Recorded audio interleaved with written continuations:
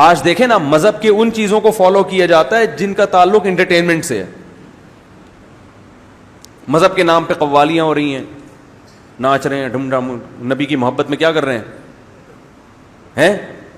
آپ مزاروں میں جا کے دیکھیں, قوال بیٹھا ہوگا منہ میں پان رکھ کے, بڑے بڑے سے بال ہوں گے, اور وہ جھوم رہا ہوگا ڈھم ڈھما ڈم ادھر ناچ گانے چل رہے ہوں گے.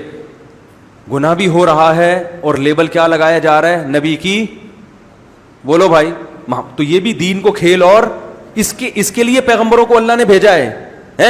ان چرسیوں کے لیے بھیجا اللہ نے پیغمبروں کو, ان چیزوں کو پروموٹ, بھنگ پی کے اور چرس پی کے لگے ہوئے ہیں سارے, اور دھمال آ رہا ہے. وہ دیکھا ہوگا آپ نے یوٹیوب پہ کرنٹ والے بابا, وہ پڑھ رہے ہیں, کوئی بندہ آتا ہے اس کو یوں لگایا وہ گھومتا ہے. یہ کون سا بابا ہے بھائی؟ کیا پیغمبروں کی تعلیمات ان حماقتوں کے لیے تھیں, ان ناچنے والے لوگوں کے لیے ہیں؟ یہ چیزیں پیغمبر پروموٹ کر کے گئے ہیں دنیا میں. اللہ نے اس کے لیے پیغمبروں پہ پتھراؤ ہوا ہے, ان کے خون جوتوں سے بھرے ہیں, وہ اس چیز کے لیے ہوا ہے یہ سب کچھ. فلانے بابا وہ آ رہا ہے تو کرنٹ لگ رہا ہے, وہ بابے آ کے سلتے, وہ بابا کا ہاتھ چومتے ہیں تو وہ کلا بازیاں کھاتا ہے. سب کو چترول لگاؤ ایک دفعہ تمیز سے, سب سیٹ ہو جائیں گے. مزاروں پہ جا کے دیکھو, دیگوں پہ دیگیں, لنگروں پہ لنگر, اور قوالیاں چل رہی ہیں, اور بے پردہ عورتیں بھی آ رہی ہیں, اور وہ جن چڑیل, کوئی جن اتارنے مزار پہ جا رہا ہے, کوئی بھوت, اور جتنے لوگ مزاروں پہ جاتے ہیں انہی پہ جن چڑیل بھوت چمٹتے ہیں. ایک صاحب مجھے کہنے لگے, میں جب جن چڑھتا ہے تو میں مزار پہ جاتا ہوں, جن اتر جاتا ہے. میں نے کہا تم پہ چڑھتا ہی اس لیے ہے کہ اس کو پتا ہے کہ یہ کہاں جائے گا, مزار پہ, اور وہ وقتی طور پر اتر جاتا ہے. میں نے کہا یہ بابا نہیں اتار رہے جن. کہہ رہے کیوں؟ بلکہ ایک صاحب کا تو فون آیا, ان کو فالج ہوا تھا بیچاروں کو, اللہ ان کو شفا عطا فرمائے, آدھا دھڑ ان کا مفلوج, علاج کر کر کے تھک گئے. تو ان کو کسی نے بتایا کہ فلاں مزار پہ جانا تو وہ وہاں سے تمہارا دھڑ ٹھیک ہو جائے گا. میں نے کہا دیکھو, وہ جو بھی بابا تھے, جو بھی نیک آدمی ہوں گے, اللہ ان کی مغفرت فرمائے, جب ان کا انتقال ہوا تھا تو ان کے دونوں دھڑ کیا ہو گئے تھے؟ مفلوج. انتقال میں یہی ہوتا ہے نا ادھر کا دھڑ کام کر رہے ہیں نہ ادھر کا. میں نے کہا پھر ان کو غسل دیا گیا, ان کے کپڑے اتارے گئے, ان کو ادھر لٹایا, یوں کرایا, تو وہ ان کا ایک دھڑ کیا ایک انگلی بھی کام ہے بھائی. تو جس بیچارے کے دونوں دھڑ کام نہ کر رہے ہوں, چاہے وہ کتنا بڑا بزرگ ہو, وہ آدھے دھڑ والے کو ٹھیک, بولو بھائی, اگر ان میں یہ ٹھیک کرنے کی طاقت ہوتی تو سب سے پہلے اپنا کم از کم آدھا دھڑ تو ٹھیک کرتے نا. کمال ہے جس کا آدھا دھڑ خراب ہے, وہ ایسے کے پاس جا رہے جس کے دونوں دھڑ کام, دھڑ سمجھتے ہیں نا آدھا پورشن جس باڈی کا.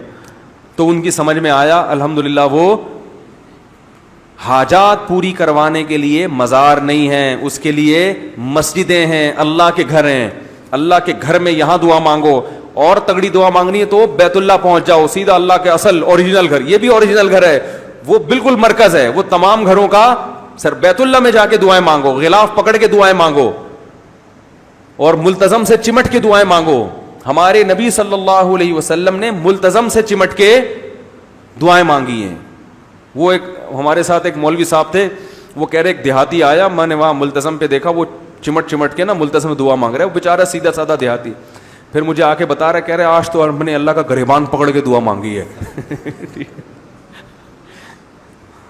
آج تو ہم نے اللہ کا گریبان پکڑ کے بولا ہے کہ میرا یہ کام کر دے. وہ سیدھا سادہ آدمی تھا بیچارہ, اس کو نہیں پتا. جیسے ہم بالکل کسی کا گریبان پکڑ لیتے نا, بھائی یہ کام کر, کہہ رہے آج تو ہم نے اللہ کا گریبان پکڑ کے بولا ہے کہ اللہ میرا یہ کام کر دے. تو وہ بیچارے کی اپنی تعبیر تھی, کوئی ہوتا تو فوراً گستاخ کا فتویٰ لگا دیتا اس کے اوپر. وہ جیسی اس سیدھا دیہاتی, ویسی اس کی زبان, جو اس کے جذبات تھے وہ اسی الفاظ میں اس نے اس کو بتایا. تو حقیقت یہی ہے کہ جو ملتزم پہ کھڑے ہو کر جب بیت اللہ کی چادر کو پکڑ کے اور رخسار وہاں رکھ کے دعا مانگتے ہیں, تو یہ ایسے ہے جیسے اللہ سے لپٹ کے دعا مانگ.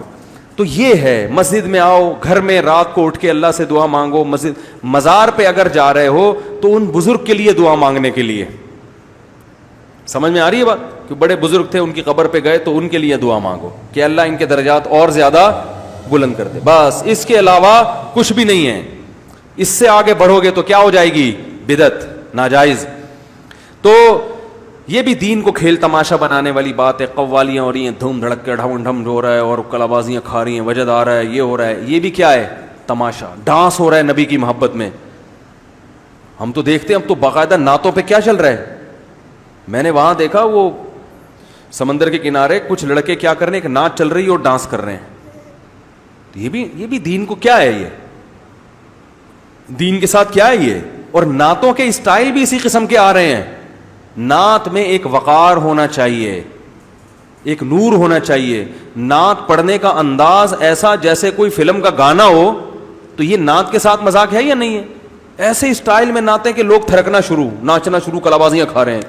پتہ ہی نہیں چلتا پہلی نظر میں کہ یہ نعت پڑھ رہا ہے, یہ کوئی مائیکل جیکسن کا کوئی گانا چل رہا ہے یہ. تو یہ سب چیزیں کیا ہیں, انہوں نے دین کو کیا بنا لیا, انٹرٹینمنٹ, تفریح کا ذریعہ. دین اصل کیا تھا؟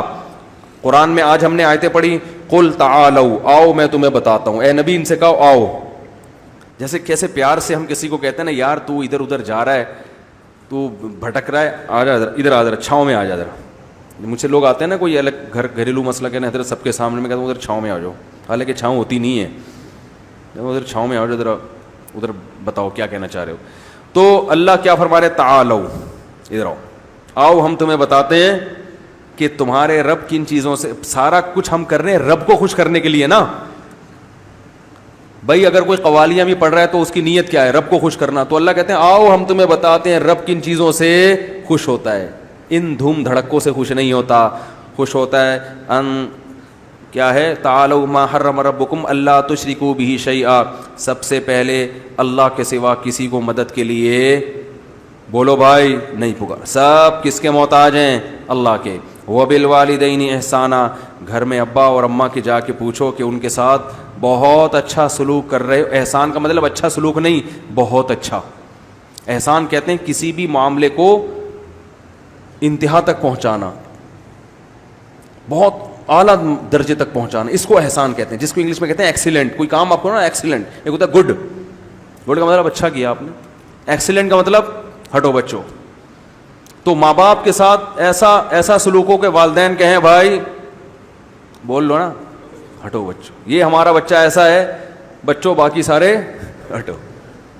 یہ ہے کیا, احسان. وبالوالدین احسانا ولا تقتلوا اولادکم من املاق. ہر وقت غربت غربت غربت, پیسے نہیں ہیں پیسے نہیں ہیں, اور بچے کھا جائیں گے, بچے نہ ہو. اللہ فرماتے ہیں نا نا نا نا, بچوں کو قتل ماں کے پیٹ میں بھی ضائع نہ کرو, پیدا ہونے کے بعد بھی ضائع نہ کرو.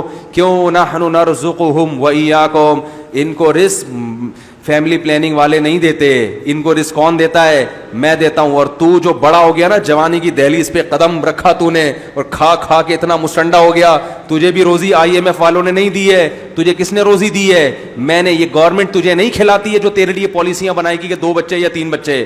یہ گورنمنٹ تیرا خدا نہیں ہے. یہ چیف جسٹس جو تجھے پانی نہیں پلا رہا, جو کہہ رہا ہے کہ جناب اتنے گیلن پانی اتنا نکل رہا ہے, کہاں سے پانی پئیں گے. میں نے بتایا تھا نا, وہ چیف جسٹس صاحب نے بیان کیا تھا کہ اتنے کروڑوں گیلن پانی زمین سے نکل رہا ہے, پانی ختم. تو بچے کیا کرو, روکو.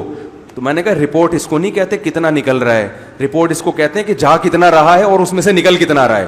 جانے میں کی رپورٹ نہیں بتائی کہ کتنا زمین میں جا رہا ہے. یہ تو حالات ہیں ان لوگ, اور کہتے ہیں پڑھے لکھے ہیں. اور پھر صبح شام مولویوں پہ طنز کہ ان مولویوں کو آتا کیا ہے. مولویوں کے پاس اللہ کا شکر ہے سینس الحمدللہ. بولو بھائی, مولوی کو اتنا پتا ہے کہ بچہ پیدا ہوتے ہی ماں کی چھاتیوں میں دودھ آ جاتا ہے. یہ اس کی علامت ہے کہ اس بچے کو پیدا کرنے والے کو پتا ہے کہ اس کو کتنا رزق چاہیے, کس نوعیت کا رزق چاہیے اور کہاں سے چاہیے. اس کو یہ بھی پتا ہے اس کو کتنا دودھ چاہیے. پتا ہے آپ کو, بچے کا جتنا ویٹ ہوتا ہے نا, اسی حساب سے ماں کی چھاتیوں میں دودھ پیدا ہوتا ہے. بچہ اگر دبلا ہے تو اس کو دودھ کم چاہیے نا, وہ دودھ کمزور ہے تو ماں کی چھاتیوں میں دودھ بھی کم. بچہ اگر صحت مند پیدا ہو نا, اس کو دودھ, کیونکہ وہ زیادہ خوراک ہے اس کی, تو ماں کی چھاتیوں میں دودھ بھی, بولو بھائی, زیادہ. بچے میں جس منرل کی کمی ہوگی نا, ماں کے دودھ میں وہی چیز زیادہ ہوگی. تو یہ ساری چیزیں دیکھ کے بھی کوئی کہے کہ اللہ نہیں کھلاتا اور وہ کیلکولیشن کرتا رہے بیٹھ کے, تو اس سے بڑا بیوقوف دنیا میں کون ہوگا میرے بھائی, اس سے بڑا بیوقوف کون ہوگا.